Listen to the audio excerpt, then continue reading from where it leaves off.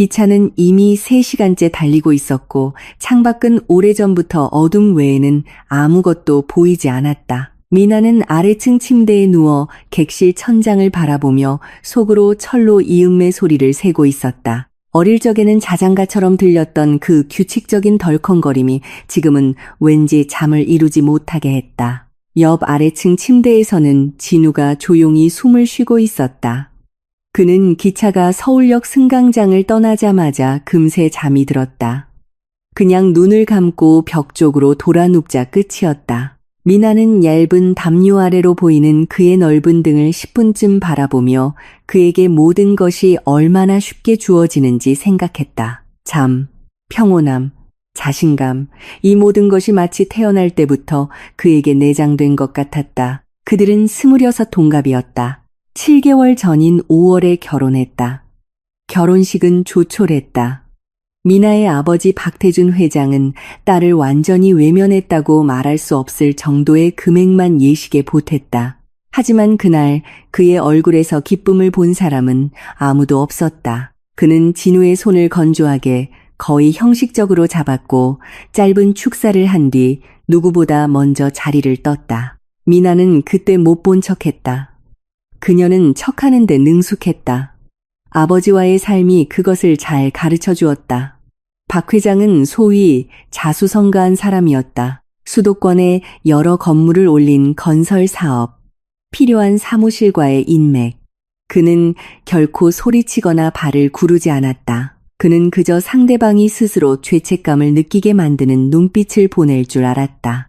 진우는 그 눈빛 아래서 굽히지 않았다. 아마도 이것이 아버지를 가장 화나게 했을 것이다. 진우는 안산의 한 금속 가공 공장에서 기술자로 일했다. 가난하지는 않았지만 부유하지도 않았다. 그들은 수도권의 저렴하지만 깨끗한 투룸 아파트를 함께 월세로 얻었다. 미나는 작은 출판사에서 편집자로 일했다. 그들은 다툼 없이 열정 없이 평온하게 살았다. 어쩌면 너무 평온하게. 지금 그들은 부산으로 가고 있었다. 진우는 자신이 자란 도시를 보여주고 싶다고 말했다. 여행 계획도 그가 짰고, 표도 그가 샀고, 모든 것을 그가 준비했다. 미나는 쉽게 동의했다. 그녀는 오래전부터 그들의 관계에서 주로 동의하는 쪽이 자신이라는 것을 알아차렸다. 하지만 오늘 밤 전까지는 그것이 문제라고 생각하지 않았다. 그녀는 다시 천장을 보았다. 객차는 규칙적으로 흔들렸다.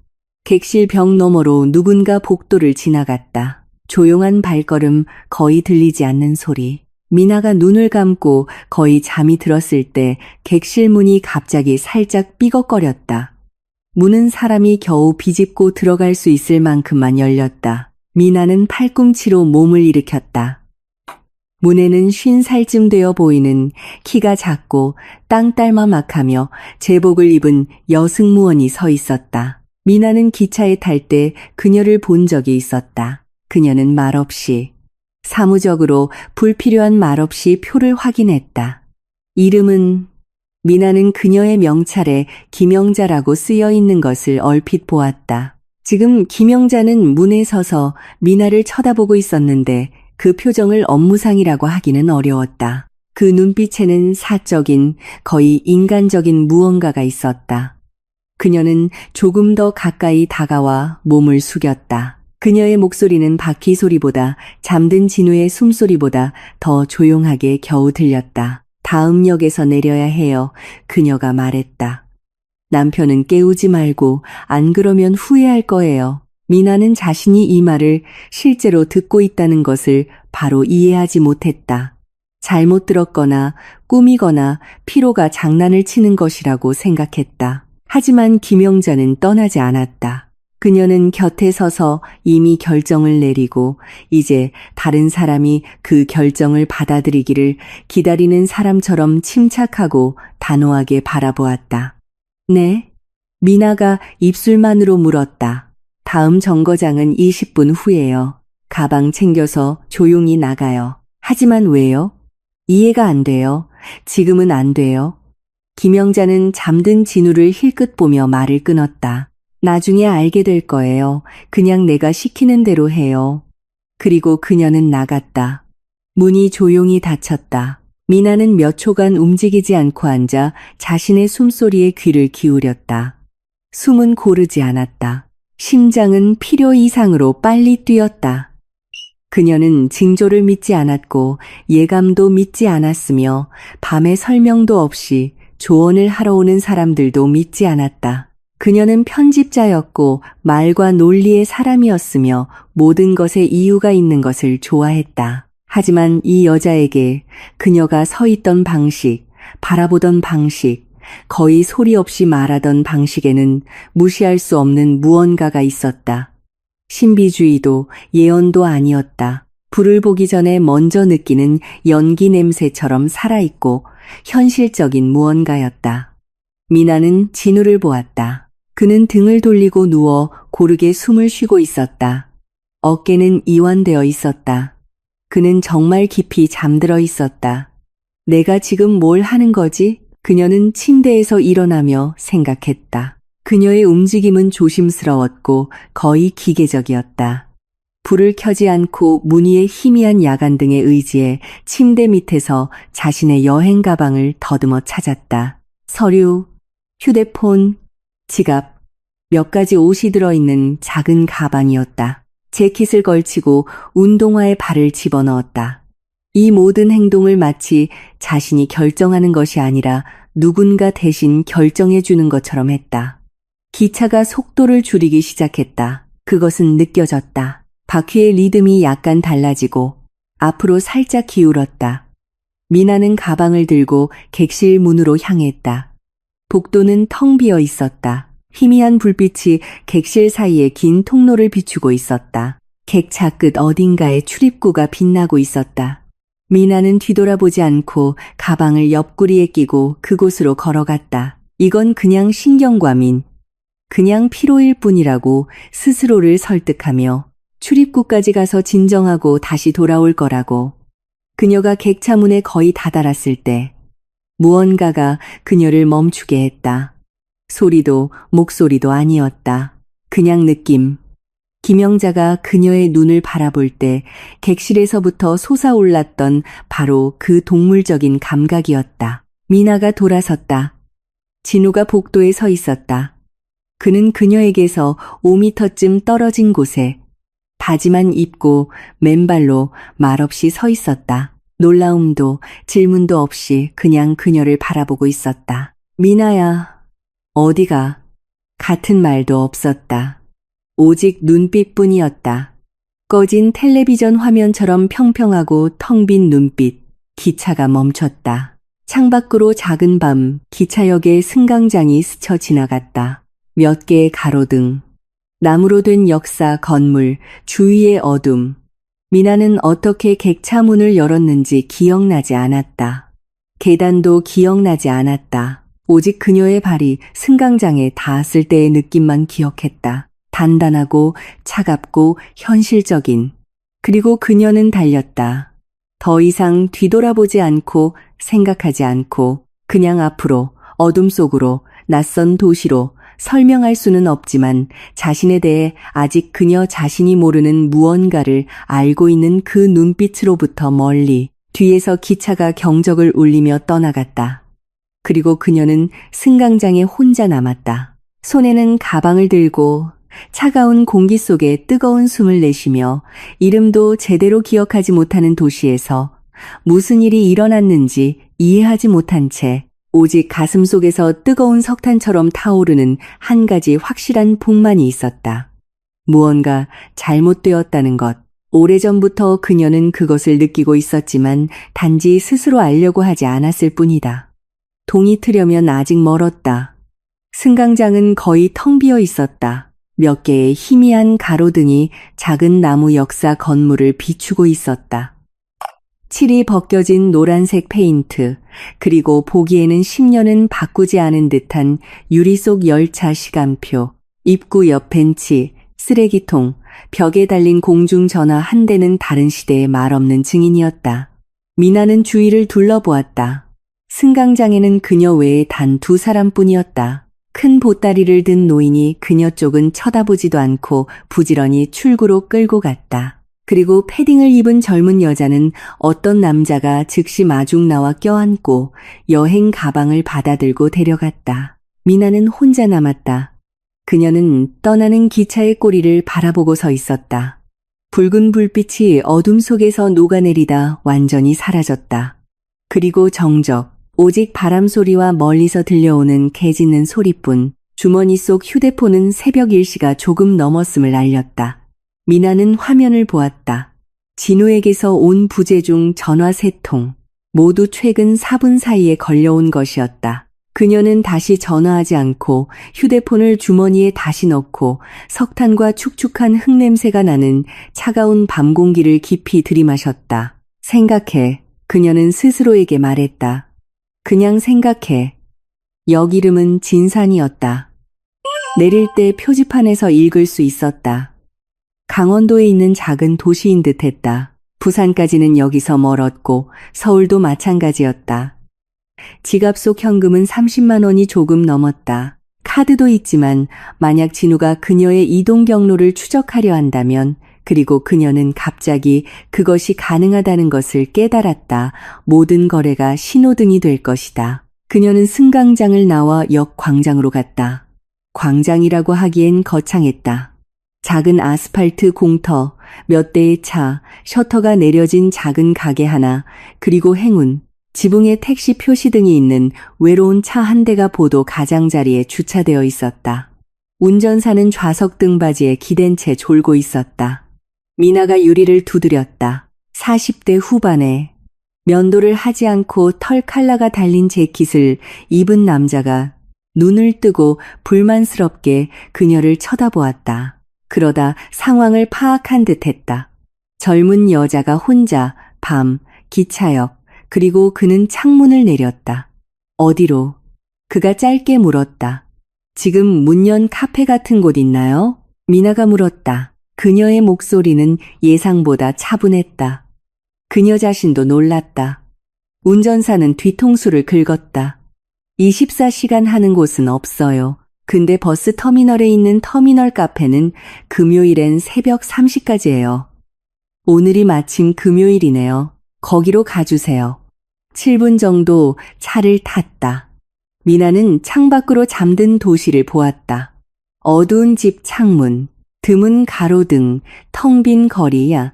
진산은 아주 작은 도시였다. 중심가의 서너 개의 거리, 판자 같은 5층 아파트, 몇 개의 상점, 수백 개의 평범한 지방 도시 중 하나. 하지만 오늘 밤 이 도시가 그녀에게 거의 구원처럼 느껴진 것은 바로 낯설었기 때문이었다. 여기서는 아무도 그녀나 진우를 알지 못했다. 터미널 카페는 어두운 거리 한가운데서 외로운 노란 창문으로 빛나고 있었다. 간판은 꾸밈없이 단순했다. 글자들이 약간 기울어져 있었다. 안은 따뜻했고 커피와 무언가 튀기는 냄새가 났다. 테이블 몇 개 중 절반은 비어 있었다. 카운터에는 중년 남자가 앉아 휴대폰으로 무언가를 읽고 있었다. 미나가 들어와 재킷을 벗고 입구에서 멀리 떨어진 창가 테이블에 앉았다. 등을 벽에 기댄 채. 어릴 적부터 생긴 오랜 습관이었다. 아버지는 식당에서 항상 그렇게 앉았다. 홀을 다 볼 수 있어야 한다고 말했다. 미나는 자신도 모르게 그것을 따라하고 있었다. 2분쯤 지나자 카운터 뒤에서 젊은 남자가 나왔다. 보기에는 28살이 넘지 않아 보였다. 보통 키에 어두운 머리카락, 단순한 머리 모양, 꾸밈 없고 서비스업에서 짓는 의례적인 미소 없이 솔직한 얼굴. 그냥 인간적인 얼굴이었다. 그는 테이블로 다가와 그녀 앞에 투명 파일에 끼워진 메뉴판 한 장을 놓았다. 안녕하세요, 아니면 이제 밤인가요? 그가 말했다. 목소리는 차분했다. 따뜻한 거 뭐 드실래요? 차요. 미나가 말하고는 바로 말을 멈췄다. 무언가 안에서 조여왔다. 그 단어는 기계적으로 튀어나왔다. 평범하고 일상적인 말이었지만 그 순간 그것이 그녀의 속을 찔렀다. 자, 김영자는 말했다. 남편은 깨우지 마. 그리고 그녀의 목소리에는 무언가 있어서 미나는 생각 없이 기차에서 도망쳤다. 그리고 그 이유는 아직도 몰랐다. 안색이 안 좋으시네요. 웨이터가 조용히 물었다. 미나는 그를 쳐다보았다. 그는 호기심 없이 그저 주의 깊게 바라보고 있었다. 도움이 필요한지 이해하려는 듯한 시선이었다. 커피요. 그녀는 스스로를 정정했다. 진한 커피로요. 알겠습니다. 그가 고개를 끄덕이고 카운터로 갔다. 미나는 휴대폰을 꺼냈다. 이제 진우에게서 온 부재중 전화는 7통이었다. 그녀는 화면에 뜬 그의 이름을 보며 마지막으로 그와 함께 있을 때 무언가 진실된 것을 느꼈던 때가 언제인지 기억해내려 애썼다. 습관이나 편안함, 공동생활이 아닌 바로 살아있는 무언가를 그녀는 정확히 기억해낼 수 없었다. 웨이터가 진한 커피를 가져왔다. 작은 잔에 받침과 각설탕 한 조각이 곁들여져 있었다. 조심스럽게 내려놓았다. 그가 막 떠나려 할 때 미나가 갑자기 거의 무의식적으로 나지막이 물었다. 여기 호스텔이나 그런 곳이 있는지 아세요? 하룻밤 묵을 곳이 필요해서요. 그는 멈춰섰다. 불필요한 질문이나 비웃음 없이 그녀를 잠시 바라보았다. 하나 있어요. 편한 게스트하우스라고 중앙로 12번지예요. 여기서 걸어서 15분, 차로는 3분 거리예요. 24시간 운영하고 보통 자리는 있어요. 비싸지 않고요. 감사합니다. 원하시면 택시 불러드릴까요?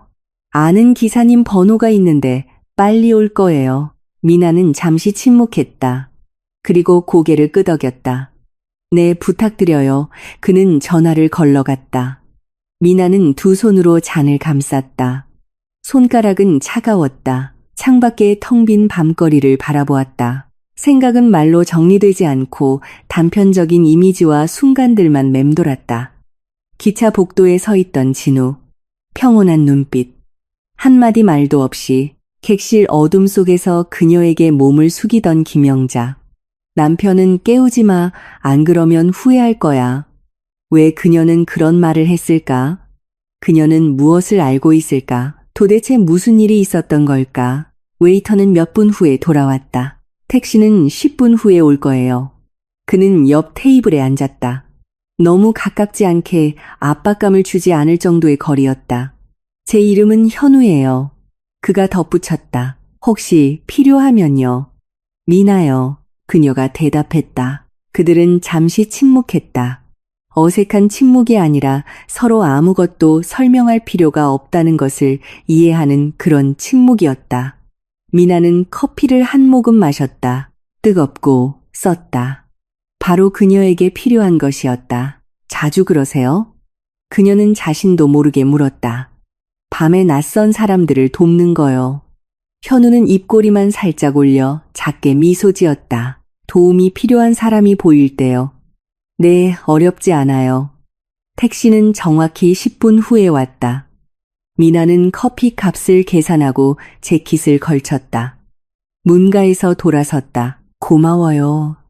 현우 씨, 행운을 빌어요, 미나 씨. 그가 말했다. 그녀는 밤속으로 나섰다. 차는 텅 빈 거리를 따라 움직였다. 창밖으로 가로등이 천천히 지나갔다. 미나는 그것들을 바라보며 오직 한 가지만 생각했다. 아침이 되면 김영자를 찾아야 한다. 그 여자는 무언가를 알고 있다. 그리고 미나는 다음 발걸음을 내딛기 전에 그것을 알아내야만 했다. 편한 게스트하우스는 이름 그대로 소박하고 깨끗하며 꾸밈 없는 곳이었다. 리셉션의 여자는 돈을 받고 열쇠를 건네주며 불필요한 질문을 단 한마디도 하지 않았다. 미나는 작은 방문을 닫고 가방을 바닥에 내려놓고 재킷을 입은 채로 침대보 위에 누웠다. 휴대폰은 화면을 아래로 향하게 두었다. 진우의 전화는 1시간 더 계속되다가 멈췄다. 미나는 어둠 속에서 낯선 도시의 정적을 들었다. 그리고 오랜만에, 어쩌면 아주 오랜만에 그녀는 두렵지 않았다. 그저 담담했다. 아직 어떤 결정인지 알지 못하더라도 이미 결정이 내려졌을 때처럼 미나는 아침 8시 30분에 잠에서 깼다. 몇 초간 그녀는 낯선 천장을 바라보며 꼼짝 않고 누워 있었다. 낮고 흰 칠이 된 구석에 작은 금이 간 천장이었다. 그러다 모든 것이 한꺼번에 기억났고 그 모든 것이 파도처럼 그녀를 덮쳤다. 차갑고 빽빽하고 현실적인 기차, 김영자, 복도의 진우, 밤의 승강장, 카페, 현우, 게스트하우스. 그녀는 침대에 앉아 두 손으로 얼굴을 문질렀다. 창밖은 잿빛 아침이었다. 하늘은 구름으로 뒤덮여 있었다. 유리창에는 물방울이 천천히 흘러내렸다. 아래 어딘가에서 차 소리가 들리고 현관문이 쾅 닫혔다. 남의 이야기에 전혀 관심 없는 평범한 작은 도시의 평범한 아침. 미나는 휴대폰을 들었다. 진우에게서 온 부재 중 전화 23통. 마지막은 아침 6시 40분. 문자 메시지 3개. 첫 번째. 미나야 어디야? 두 번째. 답장해. 걱정돼. 세 번째. 새벽 3시에 보낸 것. 그냥 점 하나. 마침표 하나였다. 미나는 그것을 오랫동안 바라보았다. 말 대신의 점. 이게 뭘까? 당혹감, 위협, 아니면 허공에 전화하는데 지친 사람의 피로감일까? 그녀는 몰랐다. 그리고 이전에는 결혼 생활의 평온함으로 받아들였던 바로 이 무지가 지금은 그녀에게 무언가 중요한 것처럼 느껴졌다. 그녀는 남편을 몰랐다. 그 평온하고 꿰뚫을 수 없는 외면, 뒤에 무엇이 숨겨져 있는지 몰랐다. 미나는 작은 욕실에서 세수를 하고 옷을 갈아입었다. 가방에는 깨끗한 티셔츠와 청바지가 있었다. 그녀는 짧은 여행에도 항상 갈아입을 옷을 챙겼다.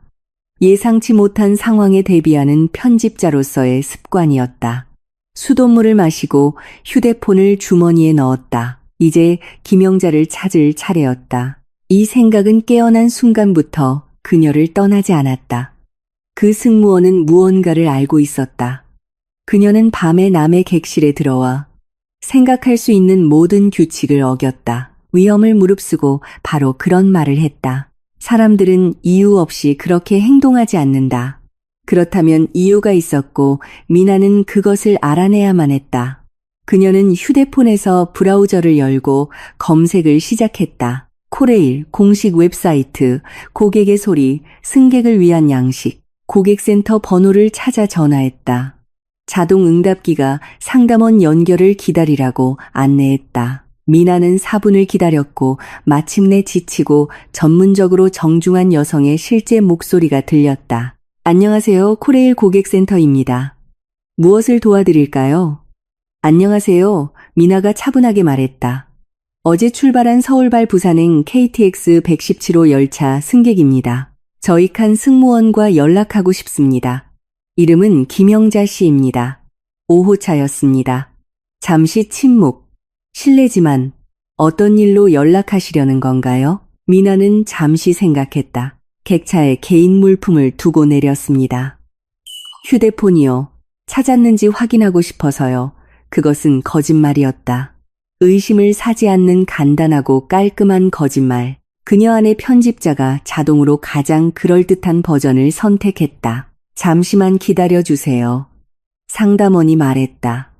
미나는 6분을 더 기다렸다. 게스트하우스 창밖으로 회색 거리, 주차된 차들, 바람을 거슬러 고개를 숙이고 보도를 걷는 유모차를 끈 여자를 보았다. 고객님의 요청을 해당 승무사업소에 전달할 수 있습니다.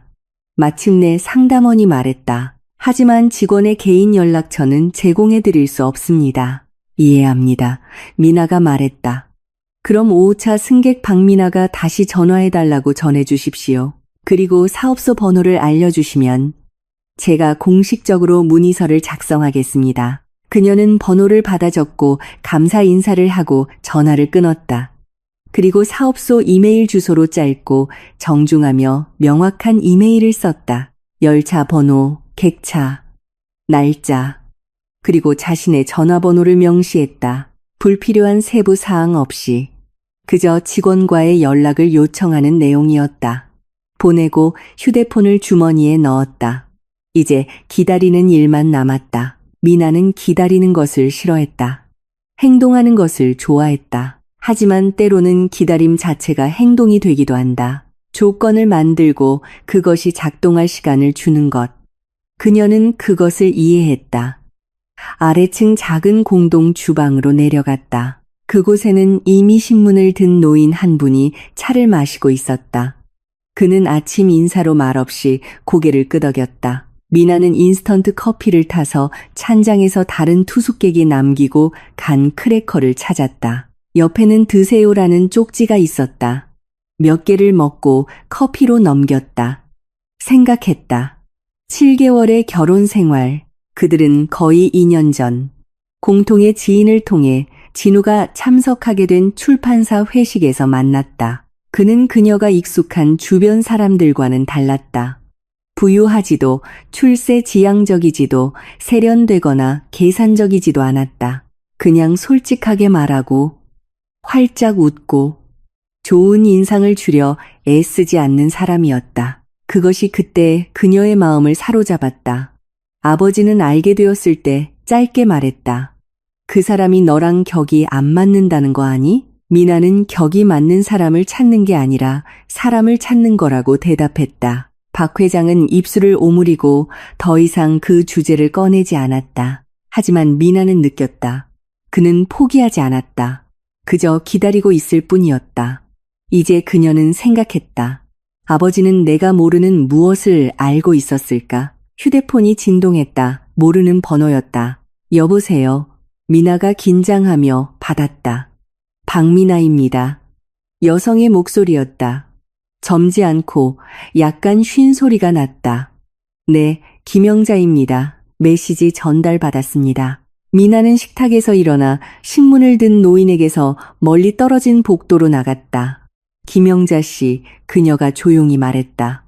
어젯밤에 저희 객실에 들어오셨잖아요. 저보고 내리라고 하셨고요. 왜 그랬는지 알고 싶어요. 긴 침묵. 미나는 수화기 너머로 누군가 김영자 씨 옆을 지나가는 소리, 그녀가 수화기를 가리며 살짝 고개를 돌리는 소리를 들었다. 지금 혼자 계세요? 김영자 씨가 물었다. 네. 좋아요. 다시 잠시 침묵. 그러다 마치 결심한 듯이 말씀드릴게요. 제가 침묵했다면 평생 그걸 안고 살 수 없었을 것 같아서요. 그리고 그녀는 이야기했다. 그 전날 저녁 10시쯤 기차가 막 서울을 빠져나왔을 때 김영자 씨는 객차를 돌며 객실을 확인하고 차를 권하고 있었다. 미나와 진우가 탄 객실 앞에서 그녀는 멈췄다. 노크를 하고 필요한 것이 있는지 물어보려 했지만 노크하지 않았다. 문이 살짝 덜 닫혀 있었고 그 안에서 목소리가 들려왔다. 남자의 목소리, 조용하지만 또렷했다. 진우가 통화 중이었다. 김영자 씨는 엿들으려 한 것이 아니었다. 한 걸음 뒤로 물러섰다가 들었다. 전부는 아니지만 일부는, 하지만 충분했어요. 그녀는 마치 단어 하나하나를 저울질하듯 천천히 말했다. 그 사람이 누군가에게 말하고 있었어요. 그녀의 차에 약을 탈 거라고, 심장마비처럼 보일 거라고, 그리고 그 후에는 모든 것이 해결될 거라고요. 미나는 게스트하우스 복도에 서서 발밑의 바닥이 조금씩 무너져 내리는 것을 느꼈다. 두려움이 아니었다. 더 깊은 무언가. 받아들이고 싶지 않지만 더 이상 거부할 수 없는 이해. 이름을 말했나요? 그녀가 물었다. 목소리는 떨리지 않았다. 아니요. 그냥 모든 것이 해결될 거고 장인어른이 나중에 알아서 다 처리해 줄 것이라고만 했어요. 아니면 그런 비슷한 말이었어요. 제가 잘못 들었을 수도 있어요. 김영자 씨가 조심스럽게 덧붙였다. 하지만 심장마비와 차에 약을 탄다는 건 정확히 들었어요. 그래서 당신에게 간 거예요. 왜 경찰에 신고하지 않으셨어요? 제가 뭐라고 말하겠어요? 대화를 엿들었다고요?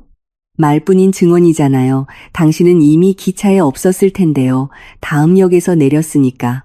증거는 하나도 없어요. 김영자 씨의 목소리가 약간 딱딱해졌다. 저는 제가 할 수 있는 일을 했어요. 당신에게 경고했잖아요.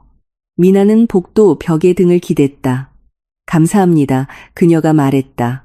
정말 감사합니다. 조심하세요. 김영자 씨가 대답했다. 그리고 이 번호로 다시는 전화하지 마세요. 저는 그냥 조심하세요. 통화가 끊겼다. 미나는 휴대폰을 내리고 벽에 한 점을 오랫동안 응시했다. 그리고 천천히 숨을 내쉬었다. 장인어른, 진우는 장인어른이 나중에 모든 것을 처리할 것이라고 말했다. 그것은 한 가지를 의미했다. 아버지가 이 일에 연루되어 있다는 것, 혹은 진우가 그렇게 생각하거나 아니면 그리고 이것이 가장 무서웠다. 아버지가 정말로 알고 있었다는 것. 미나는 방으로 돌아와 침대에 앉아 무릎 위에서 두 손을 꽉 쥐었다. 7개월의 결혼 생활, 보험, 심장마비, 차. 그녀는 울지 않았다. 눈물은 나지 않았다. 오직 유리 조각처럼 차갑고 날카로운 명료함만이 있었다. 그리고 그 명료함 속에서 한 가지 생각이 점점 더 뚜렷해졌다. 그녀는 도망치지 않을 것이다. 숨지 않을 것이다. 돌아갈 것이다. 하지만 먼저 준비를 해야 했다. 다음 이틀 동안 미나는 진산에 머물렀다. 그녀가 집에 돌아가지 않은 것은 두려워서가 아니라 준비가 되었을 때 돌아가야 한다는 것을 이해했기 때문이었다. 지금 당장 혼란스럽고 계획도 증거도 없이 돌아가는 것은 주도권을 남의 손에 넘겨주는 것과 같았다. 그리고 미나는 그럴 생각이 없었다. 김영자와의 통화 다음 날인 토요일 아침, 그녀는 게스트하우스를 나와 낯선 도시를 걸었다. 목적 없이, 경로 없이 그냥 걸었다. 진사는 조용한 곳이었다. 중앙로를 따라 늘어선 낡은 2층 건물들, 작은 시장, 금박돔이 있는 교회, 벤치가 있는 작은 공원. 이곳 사람들은 낯선 사람에게도 짧고 불필요한 말 없이 그저 고개를 끄덕이며 인사했다. 미나도 똑같이 답했다. 그녀는 생각했다. 김영자와의 대화가 악몽처럼이 아니라 해결해야 할 과제처럼 계속해서 머릿속을 맴돌았다. 미나는 감정적인 것을 실무적인 것으로 전환하는 데 능숙했다. 이것은 출판사에서 원고가 조각나고 구조를 찾아야 할 때 도움이 되었다. 지금도 마찬가지였다. 사실이 있고 공백이 있고 답이 없는 질문들이 있었다. 사실 첫 번째, 진우는 전화로 그녀의 차에 무언가를 타는 것에 대해 이야기했다. 이것을 김영자가 들었다. 사실 두 번째, 진우는 장인인 박태준 회장을 언급했다. 그가 정확히 무엇을 의미했는지는 불분명하다. 아버지가 공범이거나 아니면 진우가 아내가 죽은 후 장인이 어떤 식으로든 상속을 처리해 줄 것이라고 기대했거나 보험. 미나는 반년 전 진우가 생명보험에 가입하자고 제안했던 것을 기억했다. 만약을 위해서 우린 이제 가족이니까 미래를 생각해야지 라고 말했다. 그녀는 서류를 보지도 않고 서명했다. 이제 그녀는 그 금액이 얼마인지 알고 싶었다.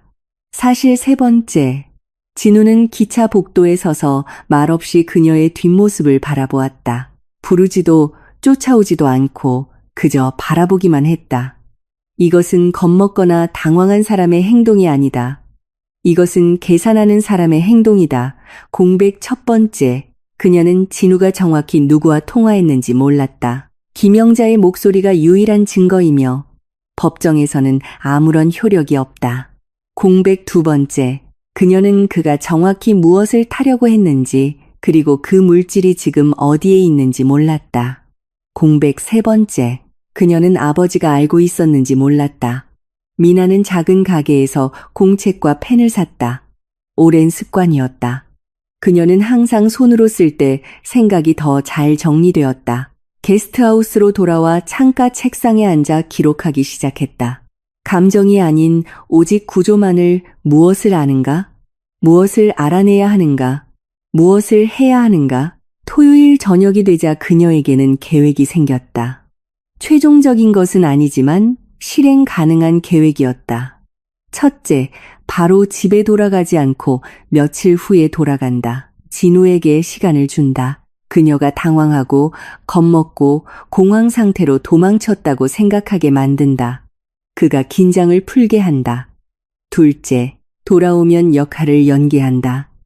이상한 꿈이나 신경쇠약에 겁먹어서 돌아와 화해하고 싶어하는 순진한 아내, 아무것도 모르는 아내. 셋째, 그가 솔직하게 말하도록 유도한다. 이것이 가장 어렵지만 가능하다. 자신을 남들보다 똑똑하다고 생각하는 사람들은 특히 위협이 없다고 생각할 때 조만간 실언을 하기 마련이다. 넷째, 녹음기, 대화 녹음. 이것 없이는 아무것도 안 된다. 다섯째, 변호사, 혼전 계약서. 그녀는 결혼 전에 아버지가 혼전 계약서를 고집했던 것을 기억했다. 조용히, 소란 없이 그저 서명해라. 이건 일반적인 관행이야 라고 말했다. 진우는 그때 얼굴을 찡그렸지만 서명했다. 솔직히 미나는 그 문서를 제대로 읽어보지 않았다. 이제 그녀는 그것을 찾아 주위에 깊게 읽어야 했다. 그녀는 공책을 닫고 창밖을 보았다. 유리 창밖은 어두워지고 있었다. 이른 가을의 황혼이 도시에 빠르게 내려앉고 있었다. 거리를 따라 장바구니를 든 사람들이 걸어가고 누군가는 자전거를 끌고 있었고 한 노인은 공원에서 비둘기에게 먹이를 주고 있었다. 그들은 자신의 삶을 살아가며 그녀의 이야기에 대해 아무것도 몰랐다. 그게 옳았다. 일요일 아침, 미나는 다시 터미널 카페에 갔다. 그곳에 갈 계획은 없었지만 버스 터미널 쪽으로 산책하다 보니 발이 저절로 익숙한 노란 창문으로 그녀를 이끌었다. 안으로 들어갔다. 내부는 붐비지 않았다. 먼 테이블의 노부부, 자동차 도로 지도를 든 두 남자, 카운터 뒤에 젊은 여종업원, 그리고 현우가 있었다. 그는 커피 머신 앞에 서서 이 일을 처음 하는 것이 아니고 모든 메커니즘을 아는 사람처럼 집중된 표정으로 무언가를 조정하고 있었다. 그는 미나를 바로 알아보고 고개를 들었고 그의 얼굴에는 꾸밈없고 진실된 가벼운 놀라움 같은 것이 스쳐 지나갔다. 미나 씨, 그가 말했다. 그냥 마치 오래전부터 아는 사이처럼. 현우 씨, 그녀도 같은 톤으로 대답했다. 다시 그 테이블에 앉아도 될까요? 어느 테이블이든 당신 거예요. 그가 홀 쪽으로 고개를 끄덕였다. 커피요? 커피요? 그녀는 다시 창가에 앉았다. 현우는 커피를 빨리 가져왔고 이번에는 바로 떠나지 않았다.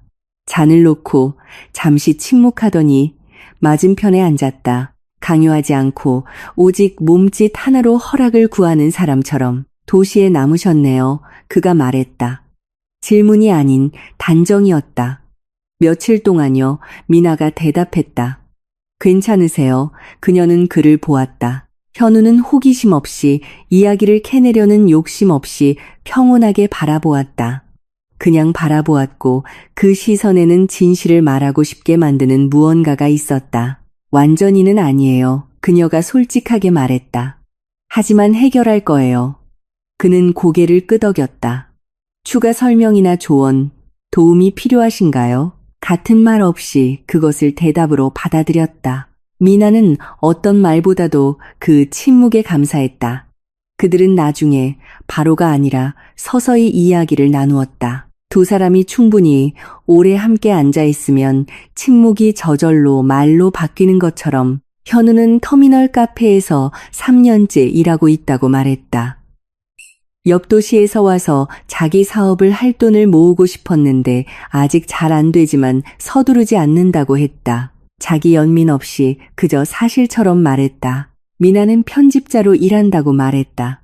기차에 대해서는 아무 말도 하지 않았다. 진우에 대해서도 아무 말도 하지 않았다.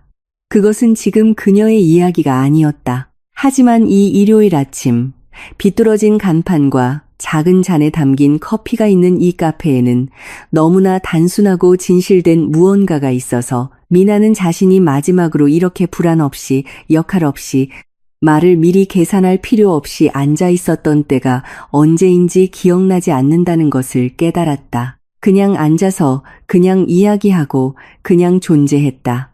이것은 오래 지속되지 않았다. 약 1시간. 그러다 현우가 일어섰고 새로운 손님들이 들어왔다. 일해야 했다. 그는 잔을 치우고 처음과 같은 조용한 미소로 작별 인사를 했다.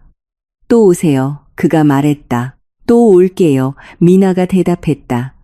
월요일 아침 그녀는 가방을 싸고 게스트하우스에서 정산하고 가장 가까운 큰 역으로 가는 버스표를 샀다. 그곳에서 서울로 가는 전철이 있었다. 흔적을 남기지 않기 위해 현금으로. 떠나기 전에 그녀는 공책을 펴고 토요일에 썼던 것을 다시 읽었다. 계획은 변하지 않았다. 그녀는 공책을 닫고 가방에 넣었다. 이제 집으로 돌아갈 시간이었다. 전철은 오후 2시 30분에 서울에 도착했다. 미나는 서울역 승강장에 내려서자마자 익숙한 도시의 리듬을 느꼈다. 빽빽하고 빠르고 무관심한 인파는 그녀를 앞으로 밀어냈다. 가판대와 개찰구를 지나 여행 가방을 든 사람들과 그렇지 않은 사람들을 지나 기둥 옆에서 지루해하는 경찰관을 지나 서울은 그녀의 부재를 눈치채지 못했다. 서울은 언제나 아무것도 눈치채지 못한다. 그녀는 바로 집으로 가지 않았다. 먼저 변호사를 만났다. 버스 안에서 창밖으로 수도권의 숲이 지나가는 동안 미나는 휴대폰에서 출판사 동료가 한 번 추천해준 변호사 정수경 변호사의 번호를 찾았다. 50대 여성으로 가족법 전문이며 꼼꼼하고 믿을 만한 사람으로 평판이 나 있었다. 미나는 버스에서 바로 그녀에게 전화해 긴급한 만남을 요청했다.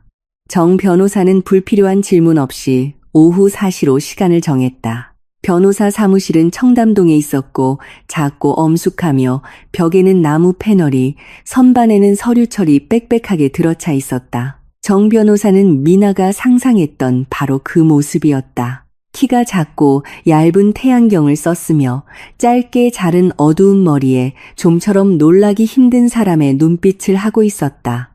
미나는 그녀에게 모든 것을 이야기했다. 거의 모든 것을. 김영자 씨나 기차, 아직 법적 효력이 없는 세부 사항은 빼고 중요한 것만 말했다. 남편이 자신에게 위협이 된다고, 믿을 만한 근거가 있다고. 그녀는 자신의 권리를 알고 싶었고 혼전 계약서를 찾고 싶었다. 정 변호사는 말없이 중간에 끊지 않고 들었다. 그리고 안경을 벗어 재킷 자락으로 천천히 생각에 잠긴 듯 닫고 다시 썼다. 혼전 계약서가 있습니까? 그녀가 물었다. 있을 거예요. 결혼 전에 서명했어요. 원본은 집에 서류 폴더에 있어요. 자세히 읽어보진 않았어요. 그게 가장 먼저 해야 할 일입니다. 정 변호사가 말했다. 주의 깊게 읽고 제게 사본을 가져오세요. 그녀는 공책에 메모했다. 둘째, 만약 이혼 후 재산 분할을 계획하고 있다면 근거가 필요합니다. 생명에 위협이 있다면 형사적인 문제이고 거기에는 그 나름의 논리가 있습니다. 하지만 증거 없이는 형사사건도 유리한 조건의 정상적인 이혼도 순조롭게 진행되지 않을 겁니다. 이해합니다. 미나가 말했다. 증거를 확보하기 위해 노력하고 있습니다. 정 변호사는 안경 너머로 그녀를 주의 깊게 평가하듯이 바라보았다. 지금 안전하십니까? 네, 아직은요. 네, 좋습니다. 그럼 조심스럽게 행동하시고 저와 상의 없이 아무것도 하지 마세요.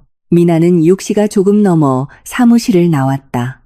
거리에는 이미 어둠이 내리고 있었고 가로등이 가로수길을 따라 하나둘 켜지고 있었다. 그녀는 입구에서 잠시 서서 생각을 정리했다. 그리고 택시를 불러 집으로 향했다. 아파트는 그녀를 정적으로 맞았다. 진우는 집에 있었다. 그녀는 현관에 있는 그의 신발과 부엌의 불빛을 보았다. 미나는 재킷을 벗어 옷걸이에 걸고 가방을 천천히 침착하게 내려놓았다. 스스로에게 3초를 주었다. 들이쉬고 내쉬고 역할 시작. 그가 문소리를 듣고 부엌에서 나왔다. 문간에 멈춰서서 그녀를 바라보았다. 그리고 다시 기차 복도에서 보았던 그 표정. 평온하고 감정 없고 꿰뚫을 수 없는. 그러다 그의 안에서 무언가 살짝 움직였다. 따뜻해진 것은 아니지만 달라졌다. 돌아왔네. 그가 말했다. 돌아왔어. 미나가 대답했다. 그녀는 목소리에 약간의 죄책감을 섞었다. 자연스럽게 들릴 정도로만.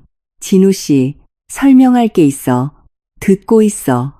그녀는 부엌으로 들어가 평소 앉던 자리에 앉았다.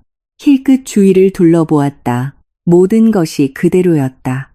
선반 위에 머그잔 2개, 작년에 부산에서 사온 자석이 붙은 냉장고, 고양이 단추는 창턱에서 졸고 있었다. 평범한 아파트, 평범한 삶. 그것이 사실은 무대장치였다니. 무서웠어. 미나가 말했다. 그녀는 그를 보지 않고 식탁을 보았다. 그래야 더 설득력이 있었다. 나한테 무슨 일이 있었는지 모르겠어. 그냥 기차에서 갑자기 뭔가 덮쳐왔어. 공황 발작 같은 거였나 봐. 숨을 쉴 수가 없어서 내리고 싶었고 그래서 내렸어. 그녀는 고개를 들었다. 어리석었어, 알아. 진우는 가스레인지 옆에 등을 기대고 서서 그녀를 바라보고 있었다. 몇 초간 침묵했다. 공황 발작, 그가 반복했다. 목소리는 평온하고 거의 중립적이었다. 거의. 나도 잘 모르겠어. 아마 피곤했나 봐. 그녀는 약간의 미소, 당황하고 화해하는 듯한 미소를 지었다. 전화 안 받아서 미안해. 혼자 있으면서 진정할 시간이 필요했어. 그는 식탁으로 다가와 맞은편에 앉았다. 오랫동안 탐색하듯이 그녀를 바라보았다. 해답이 바로 보이지 않는 문제를 보는 것처럼. 그리고 고개를 끄덕였다. 알았어. 그가 말했다. 그럴 수 있지. 너무 쉽게 받아들였다. 미나는 겉으로 드러내지 않고 속으로 그것을 알아차렸다. 이틀 동안의 불확실성을 진심으로 걱정한 사람이라면 그냥 그럴 수 있지 라고 말하지 않았을 것이다. 그는 묻고 화내고 설명을 요구했을 것이다. 진우는 그녀의 버전을 즉시 받아들였다. 왜냐하면 그것이 그에게 편리했기 때문이다. 왜냐하면 그것이 상황을 그가 원하는 방향으로 되돌려 놓았기 때문이다. 저녁에 그들은 함께 식사했다. 진우는 국을 데우고 상을 차렸다. 미나는 먹으면서 사소한 이야기, 날씨나 게스트하우스 책장에서 가져온 책에 대해 이야기했다. 진우는 짧게 대답했다. 대화의 표면 아래에는 팽팽하게 당겨진 현 같은 긴장감이 있었다. 둘 다 그것을 느꼈다. 둘 다 아닌 척했다. 저녁 식사 후 진우가 텔레비전을 보러 갔을 때 미나는 짐을 정리한다는 핑계로 방으로 들어갔다. 책상 서랍을 열어 서류가 보관된 곳을 찾았다. 끈으로 묶인 두꺼운 파란색 폴더를 발견했다. 열었다. 혼전 계약서. 거기 있었다. 6페이지. 작은 글씨. 공증인 인장. 그녀는 각 조항을 이해하며 천천히 읽었다. 아버지는 생각보다 꼼꼼했다. 계약서는 이혼 시 결혼 전 취득한 모든 재산, 즉 미나의 아파트, 아버지가 3년 전에 그녀 명의로 만들어준 작은 펀드의 지분은 그녀의 소유로 남도록 작성되었다. 공동으로 취득한 재산은 반으로 나누되 단서 조항이 있었다. 배우자의 생명이나 건강에 대한 고의적인 위해 사실이 입증될 경우 모든 것이 그녀에게 귀속된다. 미나는 이 조항을 2번 읽었다. 아버지는 알고 있었다. 구체적인 계획은 몰랐지만 진우가 믿을 만한 사람이 아니라는 것은 알고 있었다. 그래서 계약서를 고집했다. 그래서 설명 없이 조심스럽게 이 조항을 포함시켰다. 그녀는 계약서의 모든 페이지를 휴대폰으로 촬영하고 폴더를 제자리에 돌려놓고 방을 나왔다. 진우는 소파에 누워 휴대폰을 보고 있었고 돌아보지 않았다. 미나는 욕실로 들어가 문을 걸어 잠그고 화장품 파우치에서 작은 녹음기를 꺼냈다. 오늘 집에 오는 길에 지하철역 근처 전자제품 가게에서 현금으로 샀다. 라이터보다 조금 더 큰 크기였다. 녹음을 확인했다. 깨끗하게 작동했다. 그녀는 거울 속 자신을 보았다. 창백했다. 눈 밑에는 다크서클이 있었지만 눈빛은 단호했다. 이제 가장 어려운 부분이 시작되었다. 다음 4일 동안 미나는 어떤 일보다도 더 많은 힘을 요구하는 생활을 했다. 매일 아침 그녀는 진우 옆에서 잠을 깼고 평온한 목소리로 좋은 아침이라고 말했으며 두 사람 몫에 커피를 끓이고 그가 어떻게 잤는지 물었다. 매일 저녁 그녀는 함께 저녁 식탁에 앉아 출판사에 대한 사소한 이야기를 하고 적절한 순간에 웃었다. 자신의 신경에 겁먹어서 이제 모든 것을 잊고 싶어하는 순진하고 용서하는 아내의 역할. 이 역할은 끊임없는 주의를 요구했다. 과장해서도 안 되고 부족해서도 안 됐다. 바로 그런 약간 죄책감을 느끼고 약간 부드러우며 전혀 요구하지 않는 모습이어야 했다. 진우는 이틀째 되는 날부터 긴장을 푼 것 같았다. 미나는 곁눈질로 조용히 그를 관찰했다. 마치 편집해야 할 텍스트를 관찰하듯 세부 사항에 집착하지 않고 전체적인 톤을 느끼며 그리고 톤은 변하고 있었다. 첫날 그는 경계하며 짧게 대답하고 필요 이상으로 오래 쳐다보았다. 셋째 날에는 말이 많아졌다. 넷째 날에는 거의 평소와 같아졌다. 그녀가 관계 초기에 알았던 그 진우, 자신감 있고 침착하며 약간 거만한, 그녀가 기다렸던 것은 바로 그 거만함이었다. 그것은 한 가지를 의미했다. 그가 더 이상 그녀를 두려워하지 않는다는 것. 녹음기는 매일 주머니에 있었다. 작고 납작하며 엄지손가락 하나로 켤 수 있었다. 미나는 여러 번 다른 방에서 다른 거리에서 녹음을 시도했다. 소리는 깨끗하게 녹음되었다. 중요한 것은 충분히 가까이 있는 것이었다. 목요일 저녁, 그녀는 직접 저녁을 준비했다. 그들의 일상에서는 드문 일이었다. 보통은 번갈아가며 요리했다. 진우가 좋아하는 와인 한 병을 식탁에 올렸다.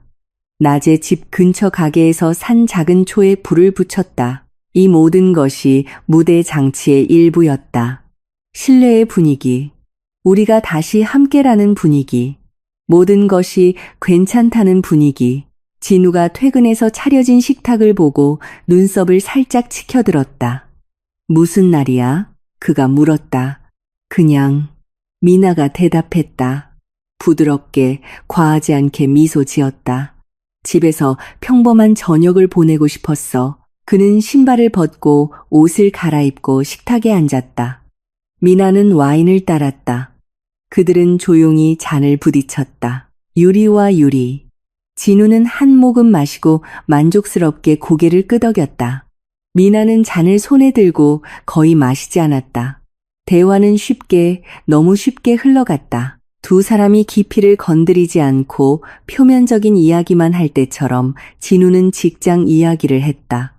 공장에서 새로운 라인을 가동하고 있었다. 공급업체와 문제가 있었다. 공장장이 신경질을 냈다. 미나는 듣고 고개를 끄덕이고 구체적인 질문을 했다. 흥미로워서가 아니라 그것이 올바른 행동 패턴이었기 때문이다. 주의 깊은 아내, 관심 있는 아내. 두 번째 잔을 마신 후 진우는 약간 부드러워졌다. 어깨가 내려가고 목소리가 따뜻해졌다. 미나는 순간을 포착했다. 진우 씨, 그녀가 나지막이 말했다. 물어볼 게 있는데 화내지 마. 그는 긴장 없이 침착하게 그녀를 보았다. 물어봐. 어제 아빠가 전화했어. 그것은 사실이었다. 박 회장은 정말로 짧게 전화해서 괜찮은지 물었다. 미나는 그렇다고 대답했다.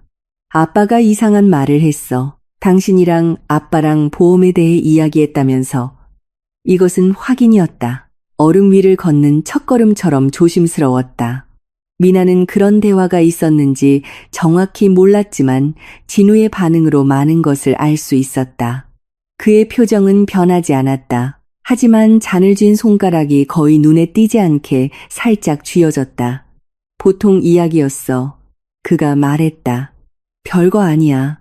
아빠가 우리가 가입한 보험증권에 대해 물어봤어. 정확히 뭘 궁금해했는데? 기술적인 세부사항, 지급금, 기간. 아빠는 사업가잖아. 세부사항에 얼마나 파고드는지 알잖아. 진우는 짧고 약간 경멸적으로 피식 웃었다. 너에 관한 모든 걸 통제하고 싶어 하지. 미나는 생각에 잠긴 듯 천천히 고개를 끄덕였다. 맞아. 그녀가 동의했다. 아빠는 그래. 잠시 침묵. 보험 금액이 커? 표준이야. 그가 잔을 식탁에 내려놓았다. 미나야, 무슨 말을 하고 싶은 거야? 아무것도 아니야. 그녀는 고개를 들어 솔직하고 약간 당황한 표정을 지었다. 그냥 아빠가 당신이 먼저 전화했다고 암시해서 혹시 뭔가 계획하고 있다면 나한테 말해줄 수도 있었을 텐데 하고 생각했어. 진우는 잠시 침묵하더니 미소 지었다. 그리고 그 미소는 그녀가 알던 가정적이고 올바른 미소였다. 그냥 우리 관계가 안정적이길 바라는 것뿐이야. 그가 말했다. 우리는 가족이잖아. 미래를 생각하는 거지. 미래, 미나가 말했다. 바로 그거야. 대화는 다른 주제로 넘어갔다. 저녁은 평화롭게 끝났다. 하지만 중요한 일이 일어났다. 진우는 아버지와의 대화가 있었고 보험증권이 존재하며 그가 먼저 그 대화를 시작했다는 것을 확인해 주었다. 이것만으로는 부족했다. 더 많은 것이 필요했다. 진정한 순간은 다음 날 찾아왔다. 금요일에 오래 기다리던 것이 종종 그렇듯 예상치 못하게 미나는 집에서 일하고 있었다. 침실에 있는 자신의 책상에서 원고를 편집하고 있었다. 진우는 주말 근무에 나가지 않았다. 휴가를 냈다고 말했다. 거실에 앉아 통화 중이었다. 미나는 살짝 열린 문틈으로 그의 목소리를 들었다. 평온하고 사무적인 톤. 그러다 목소리가 작아졌다. 미나는 원고를 내려놓고 주머니에서 녹음기를 꺼내 일어섰다. 조용히 문으로 다가가 문을 더 열지 않고 그대로 두었다. 녹음 버튼을 누르고 문간 옆 벽에 섰다. 말했잖아, 괜찮다고. 그녀는 돌아왔고 진정됐어. 진우의 목소리는 낮고 긴장되어 있었다. 응, 신경쇠약. 본인이 그렇게 말했어. 잠시 침묵. 아니, 아무것도 취소할 필요 없어. 그냥 좀 기다리자. 3주 아니면 4주 정도. 모든 게 안정될 때까지. 더 긴 침묵. 박 회장님이 보험은 유효하다고 했어. 지급은 표준이고 문제 없을 거라고. 의사는 이미. 응, 그 사람. 모든 게 준비됐어. 그냥 서두를 필요 없어. 목소리가 아주 작아졌다. 그녀는 아무것도 몰라. 확신해. 미나는 벽에 선 채 움직이지 않았다. 의식적으로, 의지력으로 고르게 숨을 쉬었다. 심장은 빨리 뛰었지만 머리는 차갑고 맑았다. 그는 의사는 이미 준비됐다고 말했다. 이것은 계획이 구체적이라는 것을 의미했다. 추상적인 의도가 아니라 준비된 계획, 공범과 의료적인 은폐까지. 그리고 아버지 박태준 회장. 보험은 유효하다.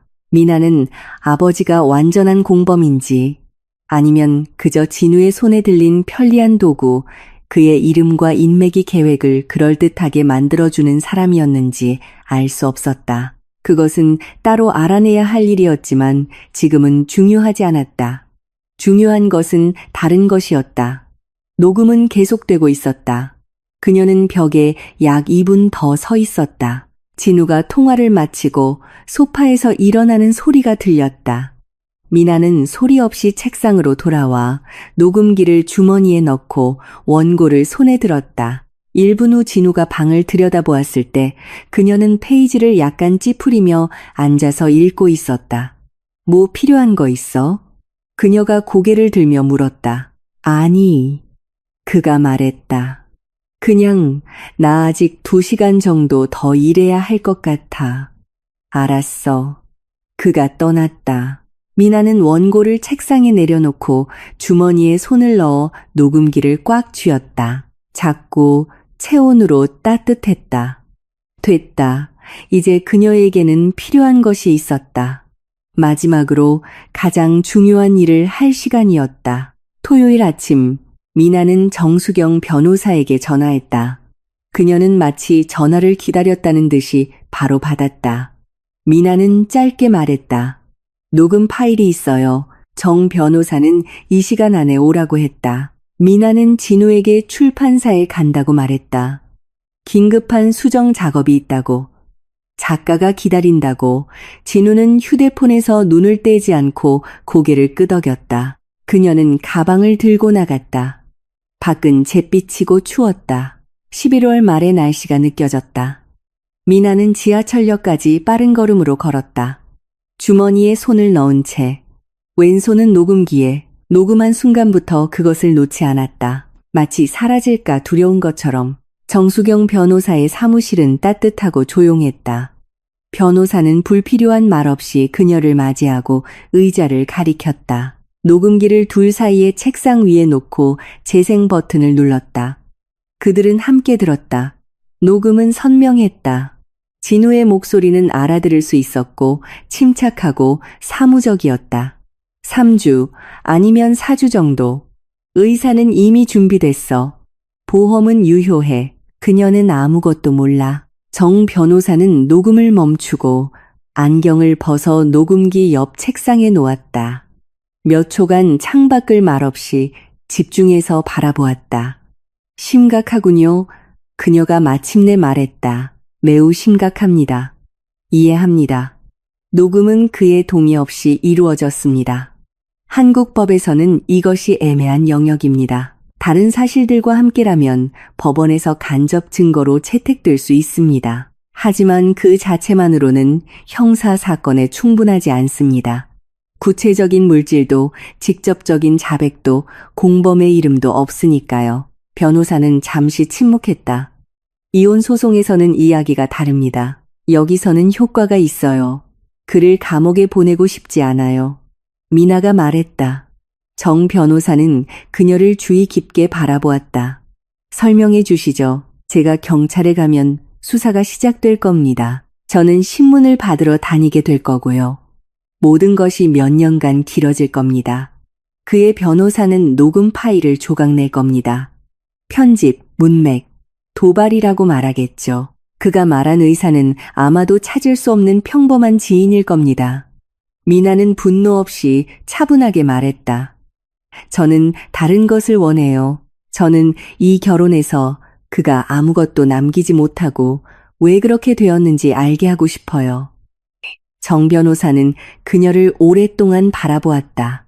그리고 상대방이 동의하지 않을 수 없는 말을 했을 때처럼 존중의 의미로 살짝 고개를 끄덕였다.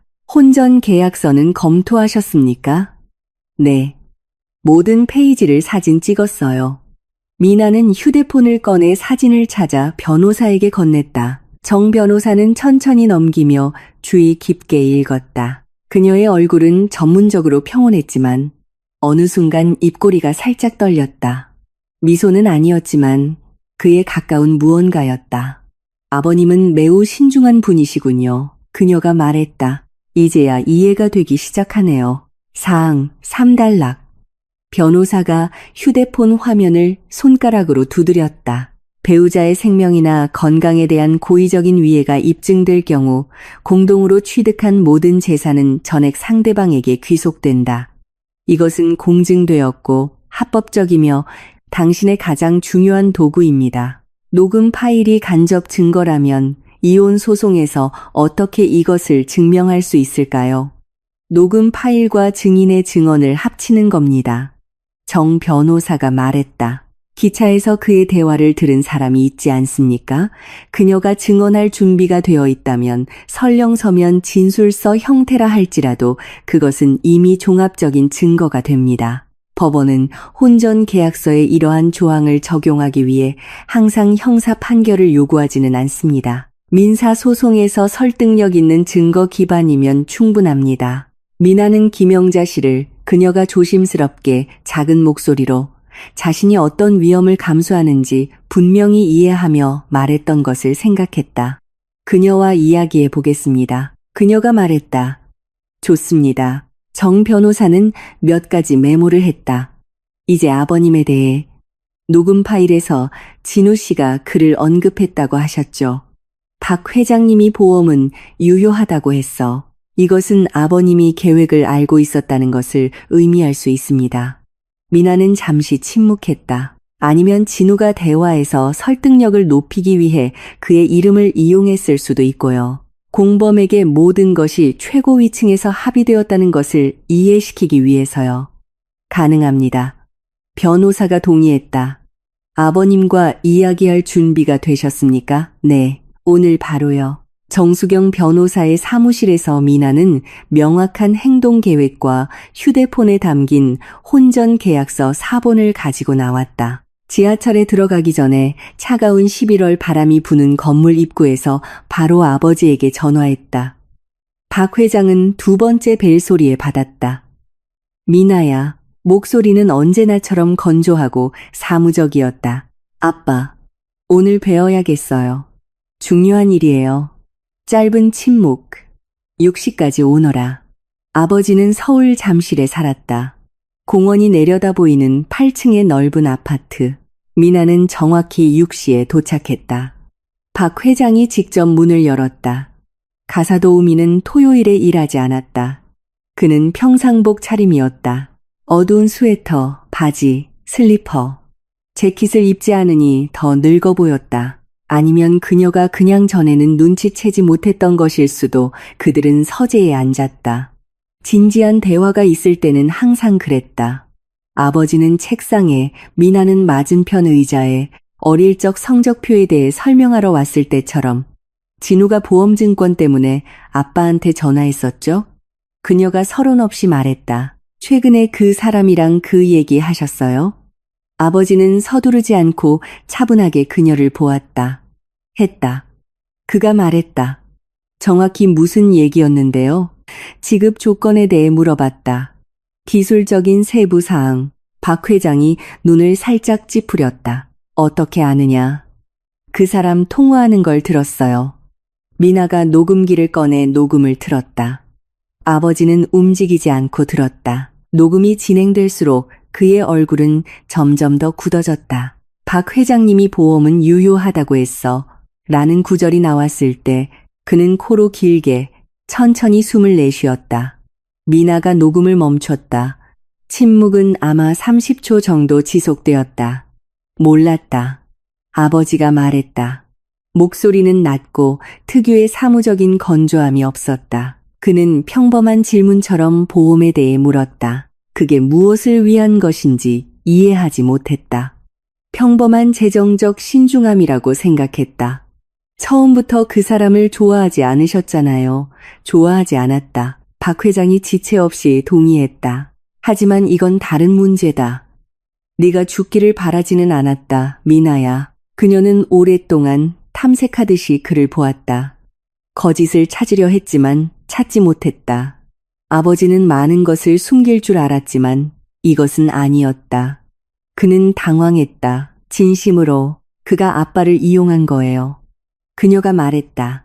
아빠의 이름, 아빠의 말, 아빠의 권위를 이용해서 공범에게 모든 것이 합의되었다고 설득한 거죠. 박 회장은 책상에서 일어나 창가로 다가갔다. 거기서 1분간 서서 아래의 저녁 공원을 내려다보았다. 어떻게 할 생각이냐?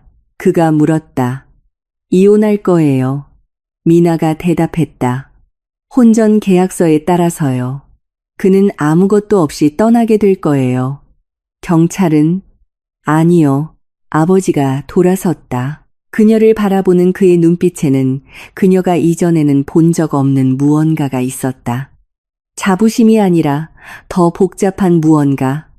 말로 표현할 줄 모르는 존중 같은 것. 김영자 씨가 증언할 준비가 되어 있느냐? 그가 뜻밖의 물었다. 미나는 놀랐다.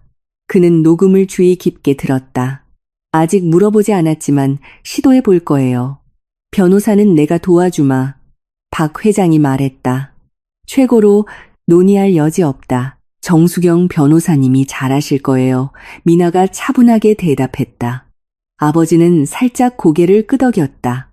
받아들였다. 미나는 7시 30분에 그에게서 떠났다. 택시 안에서 어두운 창밖을 보며 아버지와의 대화가 오랜만에 긴장된 침묵이 아니라 이해와 비슷한 무언가로 끝났다는 것을 생각했다. 어쩌면 그들 둘 다에게 바로 이런 추하고 위험하고 현실적인 이야기가 필요했을지도 모른다. 집에 진우는 노트북을 들고 부엌에 앉아 있었다. 출판사 일은 어땠는지 물었다.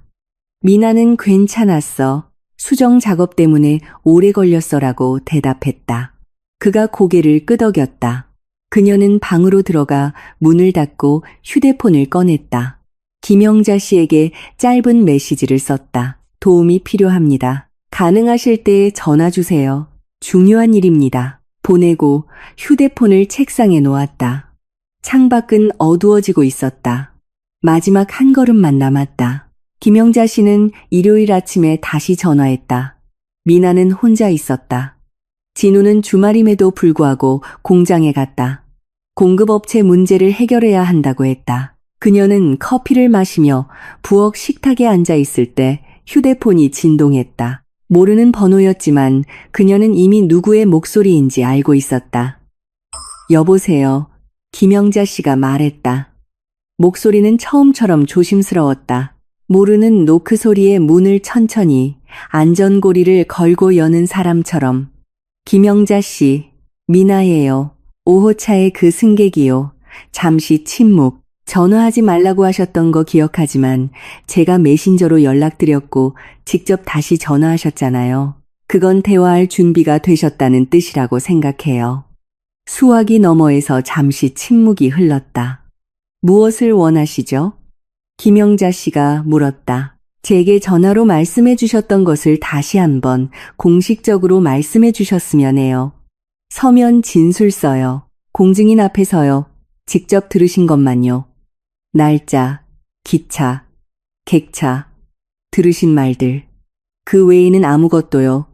그건 법정에서 김영자 씨의 목소리가 긴장되었다. 아니요, 아직은 이혼 관련 민사소송이에요. 형사소송이 아니고요. 아무도 당신을 수사나 신문으로 괴롭히지 않을 거예요. 그 대화를 들었다는 공증된 증인 진술서면 돼요.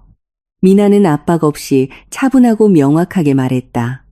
제가 많은 것을 부탁드린다는 거 알아요. 위험을 감수하시는 거고요. 하지만 그때 기차에서 하셨던 일, 이미 위험을 감수하셨잖아요. 저는 당신 덕분에 살아있는 거예요. 수화기 너머의 침묵은 길었다. 미나는 재촉하지 않았다. 공증사무소가 어디죠? 마침내 김영자 씨가 물었다. 제가 다 준비할게요. 오시기만 하면 돼요. 시간과 교통편은 맞춰드릴게요. 다시 잠시 침묵. 알겠습니다. 김영자 씨가 조용히 말했다. 하지만 딱 한 번이에요. 그리고 더 이상 전화는 없어요. 약속할게요. 감사합니다. 김영자 씨가 전화를 끊었다. 미나는 휴대폰을 식탁에 내려놓고 천천히 숨을 내쉬었다. 하나씩 세부 사항들이 제자리를 찾아가고 있었다.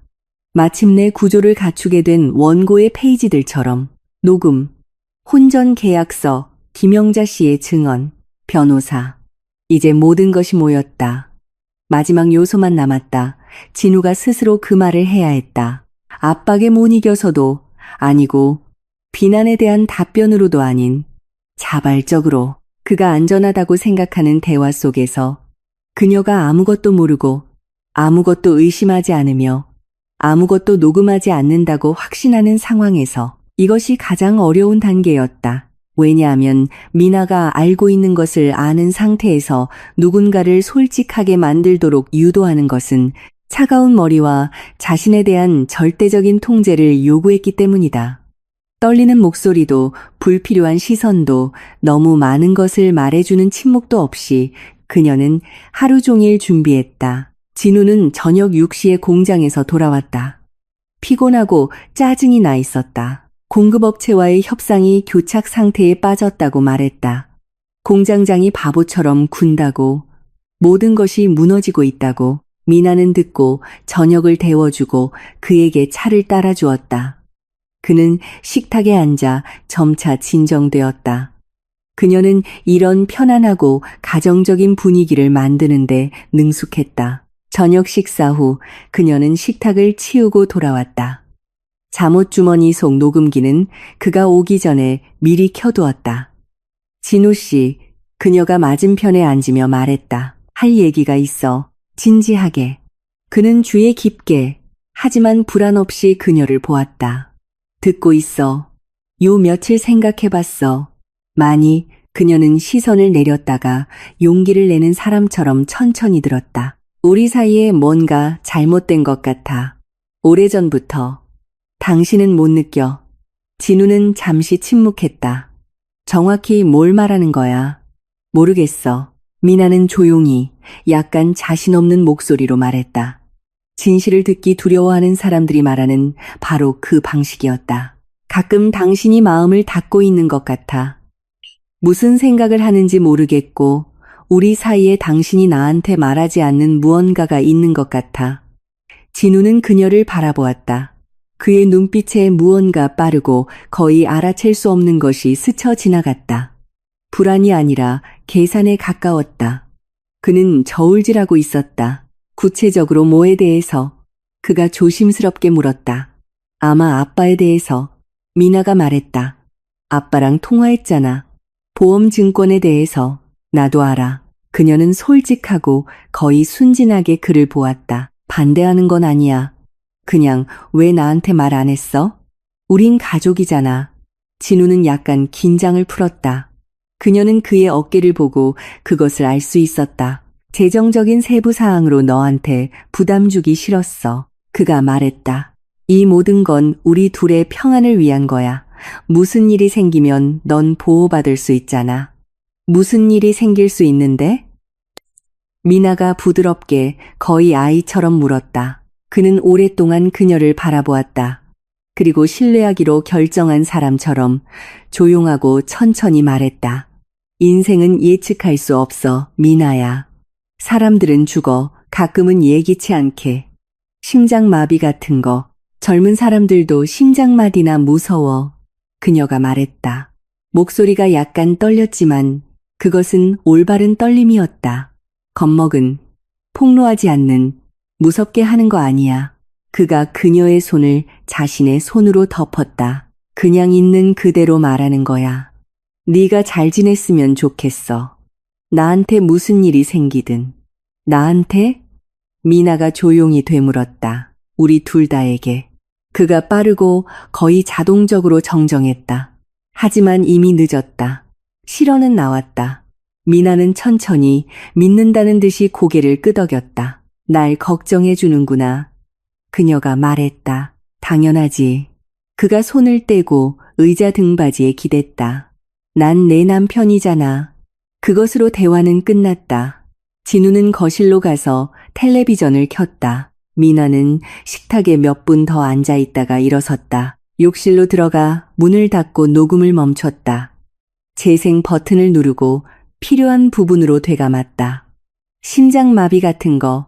젊은 사람들도 심장마비로 죽어. 그런 일이 생기지. 나한테, 우리 둘 다에게 작은, 거의 눈에 띄지 않는 실언이었지만 녹음되었다. 첫 번째 녹음, 김영자 씨의 증언, 혼전 계약서의 맥락에서 이것은 바로 필요한 것이었다. 다음 날 월요일, 진우가 공장에 있는 동안 미나는 정수경 변호사에게 전화해 두 녹음 파일을 모두 전송했다. 변호사는 그것들을 듣고 짧게 말했다. 충분합니다. 이혼 소송을 제기하세요. 목요일까지 서류를 준비하겠습니다. 수요일에 김영자 씨가 왔다. 그들은 강남의 한 공증 사무소에서 만났다. 미나, 정수경 변호사, 그리고 김영자 씨. 그 승무원은 기차에서와 똑같아 보였다.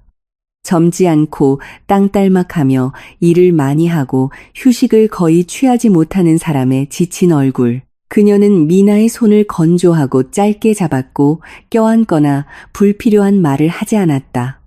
증언은 명확했다. 날짜, 기차, 객차, 들은 내용, 가능한 한 정확하게 재현했다. 공증인이 인증했다. 모든 것이 1시간도 채 걸리지 않았다.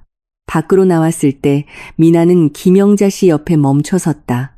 어떻게 감사드려야 할지 모르겠어요. 그녀가 말했다. 김영자 씨는 감상적이지 않게 똑바로 그녀를 보았다. 그럴 필요 없어요.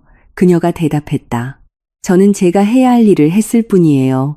누구라도 했을 거예요. 누구나 하지는 않아요. 김영자 씨는 감사 인사에 어색해하는 사람처럼 어깨를 살짝 으쓱했다. 평안하게 사세요. 그녀가 말했다. 그리고 뒤돌아보지 않고 빠른 걸음으로 떠나 강남거리의 인파 속으로 사라졌다. 미나는 그녀의 뒷모습을 바라보았다. 정수경 변호사가 그녀의 팔꿈치를 살짝 건드렸다. 서류는 목요일에 준비될 겁니다. 이혼 소송은 금요일에 제기합니다. 진우 씨는 등기 우편으로 통지를 받게 될 겁니다. 그는 예상하지 못할 거예요. 미나가 말했다. 그래서 우리가 빨리 제기하는 겁니다. 변호사가 대답했다. 그가 시간이 있다고 생각하는 동안에요. 그들은 헤어졌다. 미나는 지하철로 내려가 집으로 가는 길에 객차 손잡이를 잡고 맞은편의 어두운 유리를 바라보았다. 거기에는 젊은 여자가 비치고 있었다. 창백하고 눈 밑에는 다크서클이 있고 어두운 재킷을 입은 거의 낯설거나 아니면 그냥 진짜 모습, 진실을 직시할 줄 아는 사람. 금요일까지 이틀 남았다. 목요일 저녁 정수경 변호사가 이메일로 서류를 보냈다. 미나는 진우가 거실에서 텔레비전을 보는 동안 침실에서 문을 닫고 노트북으로 파일을 열었다. 놓쳐서는 안 될 텍스트를 읽듯 서두르지 않고 주의 깊게 읽었다. 이혼 소장, 혼전 계약서 첨부, 사항, 3단락 참조, 3페이지에 걸친 간결한 법적 근거, 건조하고 정확하며 감정 없이 바로 필요한 방식이었다. 정수경 변호사는 따로 메시지를 보냈다. 내일 오전 10시에 제출합니다. 원본 서류와 신분증을 가지고 오세요. 진우에게는 통지서가 사명업일 이내에 우편으로 발송될 겁니다. 시간이 있습니다. 미나는 노트북을 닫고 몇 분간 어둠 속에 앉아 있었다. 문 밖에서는 텔레비전 소리가 중얼거리고 가끔 웃음소리가 들렸다. 어떤 쇼 프로그램인 듯했다. 평범한 아파트에서의 평범한 저녁. 마지막 그런 저녁. 그녀는 승리감도 두려움도 느끼지 않았다. 다른 무언가 조용하고 거의 평온한 것이 있었다. 마치 엔진이 이미 출력을 높여 더 이상 물러설 곳이 없는 비행기 안에서처럼 그냥 날아가는 것. 금요일 아침, 그녀는 진우보다 일찍 일어나 커피를 끓였다. 그가 아직 자고 있는 동안 창가에 서서 빨리 마셨다. 옷을 입고 전날 밤 미리 챙겨둔 서류 가방을 들었다. 종이에 짧고 설명 없이 썼다. 일 보러 나갔어. 저녁에 올게. 부엌 식탁에 놓았다. 조용히 문을 닫고 나왔다. 공증사무소에서 그들은 정수경 변호사와 9시 45분에 만났다. 변호사는 원본 서류를 검토하고 사본을 만들고 책갈피를 꽂았다. 10시 2분에 전자시스템을 통해 관할 법원에 소장을 제출했다. 확인서를 인쇄하여 미나에게 건넸다. 이제 기다리는 일만 남았습니다. 정수경 변호사가 말했다. 첫 재판은 대략 3주 후에 열릴 겁니다. 진우 씨는 사명업일 이내에 통지를 받을 겁니다. 그가 그것을 받는 순간 시작될 겁니다. 준비하세요. 정확히 무엇을요? 미나가 물었다. 전화하거나 찾아오거나 아니면 둘 다일 겁니다. 변호사가 서류를 폴더에 정리했다. 중요한 것은 저 없이는 어떤 대화도 하지 않는 겁니다. 그의 어떤 말이든 어떤 주장이든 모든 것은 저를 통해서 하세요. 당신은 그에게 개인적으로 아무것도 설명할 의무가 없습니다. 알겠습니다. 미나가 말했다. 그녀는 11시 30분에 사무실을 나와 집이 아닌 아버지에게로 향했다. 박 회장은 그녀를 기다리고 있었다. 식탁은 격식 없이 간단하게 차려져 있었다. 차, 샌드위치, 과자가 담긴 작은 그릇. 그에게는 이것이 제스처였다. 미나는 알았다. 그들이 부엌에 앉은 것은 아마도 몇 년 만에 처음이었다. 보통 아버지는 그녀를 서재에서 만났다. 부엌은 다른 공간, 덜 공식적이고 덜 방어적인 곳이었다. 아버지도 아마 그것을 이해했을 것이다. 제출했느냐? 그가 물었다. 네. 오늘 아침에요. 박 회장이 고개를 끄덕이고 차를 한 모금 마셨. 몇 초간 침묵했다. 할 말이 있다. 그가 마침내 말했다. 목소리는 익숙하지 않았다. 사무적인 딱딱함 없이 평소보다 낮았다. 내가 틀렸다는 걸 안다. 그때 결혼식에서도 그 전에도 너를 압박했을 때도 그는 속임수 없이 똑바로 그녀를 보았다. 나는 사과하는 법을 모른다. 하지만 너는 알지. 알아요.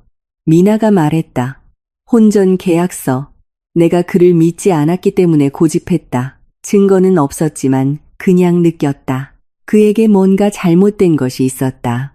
설명할 수는 없었지만 그냥 보였다. 아버지가 컵을 식탁에 내려놓았다. 법적으로 대비한다고 생각했다. 이렇게까지 될 줄은 몰랐다. 아빠는 그 계약서로 제 목숨을 구해주셨어요. 미나가 말했다. 그걸 모르셨더라도요. 박 회장은 식탁을 바라보았다. 그의 얼굴에는 방어적이지 않은 무언가가 있었다. 마치 갑옷을 입는 데 익숙한 사람이 예상치 못한 곳에서 갑자기 그것을 벗은 것처럼. 네가 스스로 해냈다.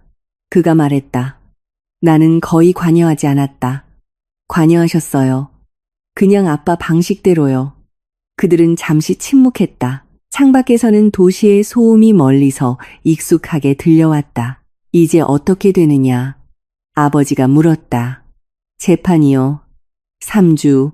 혼전 계약서에 따라 그는 제가 결혼 전에 가졌던 것 중 아무것도 받지 못해요. 공동으로 취득한 재산은 거의 없어요. 7개월 동안 거의 아무것도 모으지 못했거든요. 아파트는 월세였고 차도 없어요. 미나가 차분하게 말했다. 그는 가진 것 없이 떠나게 될 거예요. 감옥에는 안 가고? 네. 그녀가 말했다. 형사 사건으로 갈 증거가 부족해요. 변호사님이 설명해 주셨어요. 저는 거기에 몇 년을 낭비하고 싶지 않아요. 아버지가 눈을 살짝 찌푸렸다. 그녀는 반대를 예상했지만 그는 그저 고개를 끄덕였다. 네가 결정했구나. 그럼 그렇게 하자. 이것 또한 제스처였다. 박 회장에게는 매우 큰 소장 접수 통지서를 진우는 월요일에 받았다. 정수경 변호사가 미나에게 전화해 서류가 등록 주소지로 배달되었다고 알렸다. 그 전화 후 40분 만에 미나의 휴대폰이 진동했다. 진우였다. 그녀는 받지 않았다. 다음 전화는 3분 후. 그리고 또 한 통. 그리고 메시지. 미나야, 우리 얘기 좀 해야 해. 당장. 그녀는 정수경 변호사에게 메시지를 보냈다. 변호사는 빨리 답했다. 받지 마세요. 법원을 통해 진행하게 하세요. 미나는 휴대폰을 치웠다. 진우는 저녁에 왔다. 그녀는 그가 자신의 열쇠로 문을 여는 소리를 들었다. 미나는 부엌에 앉아 있었다. 그가 들어왔을 때 그녀는 도전적이거나 두려움 없이 침착하게 그를 보았다. 그는 평소와 달라 보였다. 가면이 벗겨졌다. 전부는 아니었지만 충분히. 얼굴에는 당혹감이 있었고 그 뒤에는 단단하고 차가운 무언가가 있었다. 이게 뭐야? 그는 통지서 인쇄물을 손에 들고 있었다. 무슨 짓을 한 거야? 이혼 소송 냈어. 미나가 차분하게 말했다. 무슨 근거로? 법원을 통해 모든 서류를 받게 될 거야. 거기에 다 쓰여 있어, 미나야. 그가 한 걸음 다가왔다. 목소리가 낮아지고 거의 부드럽고 거의 설득력 있게 변했다. 내가 무슨 말을 들었는지 무슨 생각을 하는지 모르겠지만 넌 실수하는 거야. 우리 어른답게 차분히 얘기할 수 있잖아. 제 변호사님은 법원을 통해 하라고 했어요. 그녀가 반복했다. 진심이야? 목소리에 날카로운 무언가가 섞였다. 완전히. 그는 오랫동안 그녀를 바라보았다. 그녀는 시선을 피하지 않고 긴장하지 않고 그저 똑바로 바라보며 시선을 견뎠다. 그리고 그는 보았다. 그녀가 두려워하지 않고 알고 있으며 모든 것이 이미 깔끔하고 돌이킬 수 없고 전문적으로 처리되었으며 게임이 끝났다는 것을 그의 안에서 무언가 천천히 가라앉았다. 압력이 빠져나가는 것처럼. 혼전 계약서. 그가 조용히 말했다. 질문이 아니라 머릿속에서 그림을 맞추는 사람처럼 그냥 소리내어 말했다. 미나는 대답하지 않았다. 진우는 통지서를 식탁에 놓고 잠시 서 있다가 말없이 돌아서서 아파트를 나갔다. 문은 소리 없이 말 없이 조용히 닫혔다. 미나는 몇 분 더 부엌에 앉아 있었다. 그리고 일어나서 그가 미처 들지 못한 컵을 싱크대에 넣었다. 창문을 열었다. 11월의 공기는 차갑고 맑았다. 재판은 3주 후에 열렸다. 이런 사건치고는 빨리 진행되었다. 정수경 변호사는 깔끔하게 일했다. 증거 기반은 신중하게 구축되었다. 혼전 계약서는 협상의 여지를 남기지 않았다. 진우는 젊고 급하게 고용한 듯한 변호사와 함께 왔다. 그 변호사는 계약 조건을 다투려 했지만 소용없었다. 공증, 양측 서명, 결혼 한 달 전 날짜. 모든 것이 합법적이고 깨끗했다. 판사는 두 번째 재판 끝에 판결을 선고했다. 혼인 관계를 해소하고 재산 청구는 혼전 계약서에 따라 해결한다. 진우는 말 그대로 아무것도 없이 법정을 나섰다. 아파트는 결혼 전부터 미나의 것이었다. 공동저축은 거의 없었다. 그의 짐은 그녀가 미리 싸서 변호사를 통해 전달했다. 법원 계단에서 그는 잠시 그녀 옆에 멈춰 섰다. 그녀는 외면하지 않았다. 똑똑하네. 그가 조용히 말했다. 분노 없이 오히려 얕잡아 봤던 상대를 향한 것과 같은 차가운 존중을 담아서. 응. 미나가 대답했다. 그냥. 그가 떠났다. 그녀는 그의 뒷모습을 잠시 바라보았다. 그리고 서류철을 겨드랑이에 낀 채 옆에 서 있던 정수경 변호사에게 돌아섰다. 끝났습니다. 변호사가 짧게 말했다. 끝났어요. 미나가 동의했다. 밖은 추웠다. 12월이 이미 시작되고 있었다. 첫눈이 보도 위에 얇고 거의 투명한 층으로 쌓여 있었다.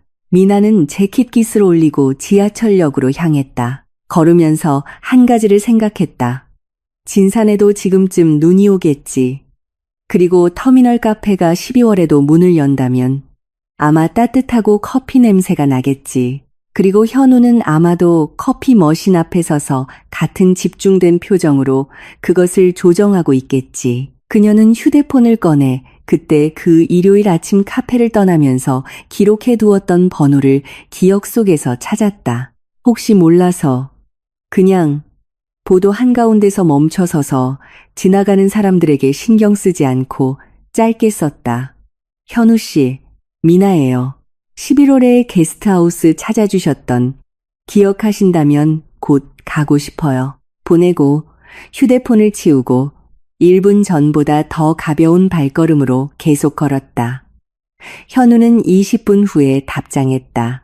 미나는 이미 지하철로 내려가 승강장에 서 있을 때 주머니에서 휴대폰이 진동했다. 그녀는 그것을 꺼내 메시지를 읽고 가슴속에서 따뜻하고 단순한 무언가가 차오르는 것을 느꼈다. 흥분도 환희도 아닌 설명할 필요 없는 조용한 기쁨. 기억해요. 오세요. 커피 준비해 놓을게요. 단 6마디.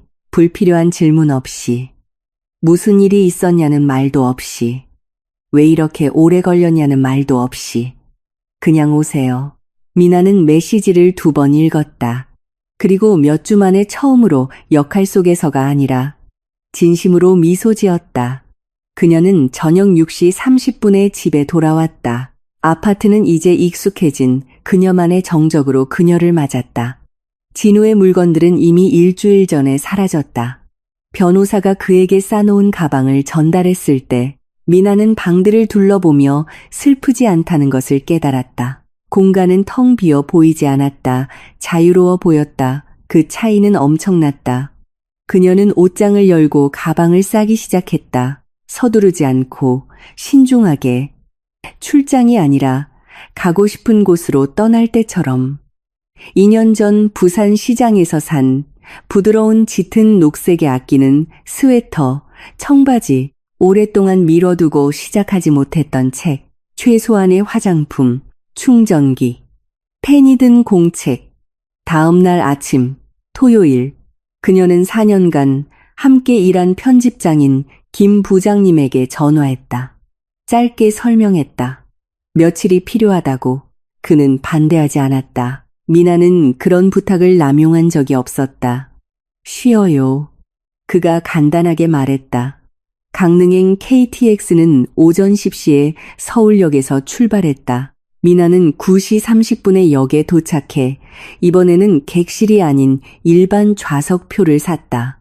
승강장에 서서 기차를 바라보았다. 철도 냄새, 엔진 소음, 스피커에서 흘러나오는 안내 방송, 모든 것이 한 달 전과 같았다. 하지만 그녀는 달랐다.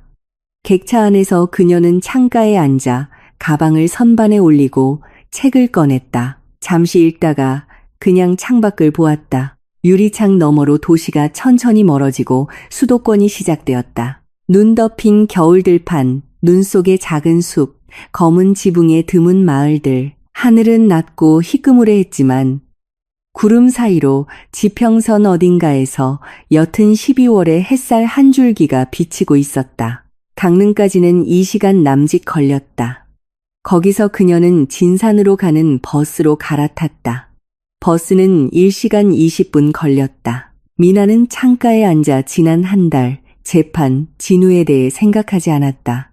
앞으로 어떻게 될지에 대해 생각했다. 구체적으로 항목별로가 아니라 그냥 그것이 어떨 수 있는지에 대해 그 앞으로 그녀가 사랑했던 일, 이제 오롯이 그녀의 것이 된 아파트, 무언가 변하기 시작한 것 같은 아버지, 그리고 11월에 이틀을 보냈고 다른 사람이 되어 떠나온 작은 도시 진산. 버스는 오후 2시 30분에 진산 버스 터미널에 들어섰다. 미나는 내려서 어깨에 맨 가방을 고쳐매고 주위를 둘러보았다. 도시는 그녀가 기억하던 그대로였다. 조용하고 작고 서두르지 않는. 단지 이제는 눈에 덮여 있었다. 보도는 치워졌지만 집 지붕에는 하얀 모자가 씌워져 있었다. 공원의 나무들은 마치 서리로 덮인 것처럼 은빛으로 서 있었다. 공기에서는 추위와 어딘가 굴뚝에서 나는 연기 냄새가 났다. 터미널 카페까지는 걸어서 갔다. 금박돔이 있는 교회를 지나 토요일에는 4시까지 열리는 시장을 지나 익숙한 거리를 따라 10분. 카페의 노란 창문은 그 11월 밤과 똑같이 빛나고 있었다. 비뚤어진 간판, 단순한 문. 미나는 입구에서 잠시 멈췄다. 망설여서가 아니라 스스로에게 순간을 주기 위해서. 그리고 문을 열고 들어갔다. 카페 안은 따뜻했다. 진짜 진한 커피 냄새와 무언가 구운 냄새가 났다. 몇 테이블은 차 있었다. 창가에 아이들을 동반한 가족, 구석에서 체스판을 둔 두 노인. 아늑하고 살아있는 소음, 도시의 것이 아닌 지방의 시끄럽지 않은.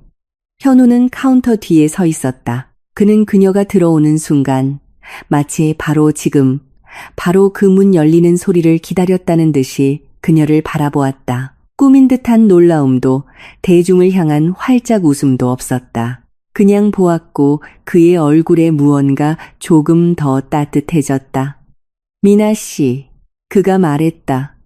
현우 씨, 그녀가 대답했다. 그녀는 재킷을 벗어 입구 옷걸이에 걸고 창가 그 테이블, 그녀의 자리라고 생각되는 곳에 앉았다. 창밖에는 눈 덮인 거리가 있었고 그 위로 한 여자가 아이의 손을 잡고 걸어가고 있었다.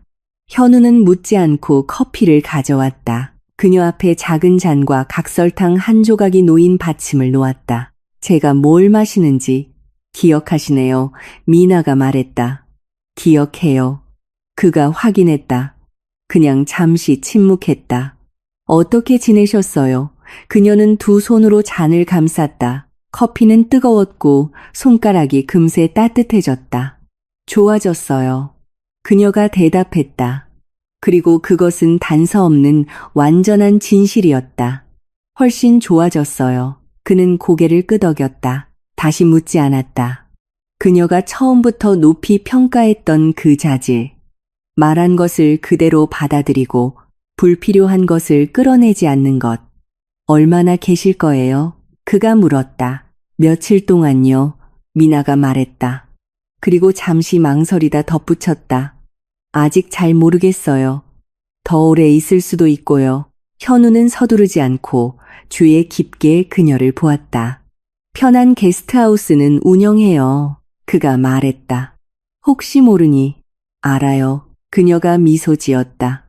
이미 예약했어요. 아침부터요. 그가 기억하던 그 조용한 미소로 살짝 답했다. 그리고 다른 테이블로 갔다. 새로운 손님들이 들어왔다. 미나는 그의 뒷모습을 보며 곁에 있으면 아무것도 설명할 필요도 꾸밀 필요도 머릿속에 담아둘 필요도 없이 그냥 존재할 수 있는 사람들이 있다는 것을 생각했다. 그녀는 그것이 어떤 느낌인지 오래전에 잊고 있었다. 그날 저녁 그들은 오랫동안 정말로 오랫동안 서두르지 않고 이야기했다. 미나는 그에게 이야기했다. 한꺼번에가 아니라 서서히. 아직 과거가 되지 않았지만 이미 현재이기를 멈춘 이야기들을 들려주듯이 기차에 대해, 그날 밤에 대해, 지난 한 달 동안 해야 했던 일들에 대해. 현우는 말없이 중간에 끊지 않고 재촉하지 않고 들었다. 가끔씩만 짧고 정확하며 이야기를 계속하게 만드는 질문들을 던졌다. 그녀가 이야기를 마쳤을 때 그는 몇 초간 그녀를 바라보았다. 스스로 해내셨네요. 그가 말했다. 거의요. 미나가 대답했다. 김영자 씨가 도와줬어요. 변호사님도 도와주셨고요. 아빠도 나름대로요. 그녀는 잠시 침묵했다. 당신도 도와줬어요. 그때 11월에. 저는 그냥 게스트하우스를 찾아드렸을 뿐이에요. 현우가 말했다. 가끔은 그것만으로도 충분해요.